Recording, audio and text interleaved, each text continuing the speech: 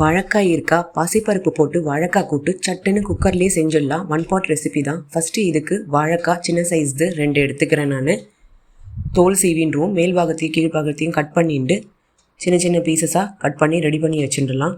இது கலர் மாறாமல் இருக்கிறதுக்கு ஒரு கிண்ணத்தில் தண்ணி விட்டுண்டு அதில் இதை சேர்த்து வச்சுருவோம். இப்போ இது ரெடியாக இருக்குது. குக்கரில் ஒரு கரண்டி, அதாவது 3 டேபிள் ஸ்பூன் அளவுக்கு பாசிப்பருப்பை சேர்த்துட்டு நல்லா வாஷ் பண்ணதுக்கப்புறம் இந்த தண்ணியெல்லாம் வடிச்சிட்டு 250 ml தண்ணி விட்டு இதை அடுப்பில் ஏற்றி ஒரு கொதி வர விடுவோம். ஒரு கொதி வந்ததுக்கப்புறம் வாழைக்காவை சேர்த்துருவோம்.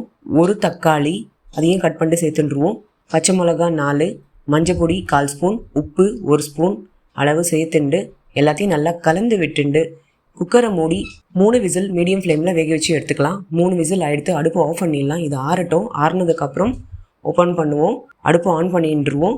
இதுக்கு மிளகு சீரகப்பொடி 1 ஸ்பூன் அளவுக்கு சேர்த்துக்கலாம். அதாவது வறுக்காத மிளகு 1/2 ஸ்பூன் சீரகம் சேர்த்துட்டு பொடிச்சது தான் இது. டேஸ்ட்டும் ஸ்மெல்லும் நல்லா கொடுக்கும்.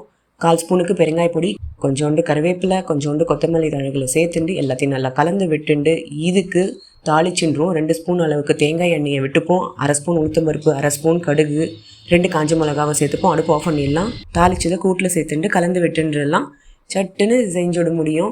சாதத்தோட பிசைஞ்சு சாப்பிடவும் முடியும். இட்லி தோசைக்கு கூட சூப்பரான காம்பினேஷனாக இருக்கும். நீங்களும் செஞ்சு பாருங்கள். உங்களுக்கு எப்படி வந்துட்டுன்னு எனக்கு கமெண்ட்ஸில் சொல்லுங்கள்.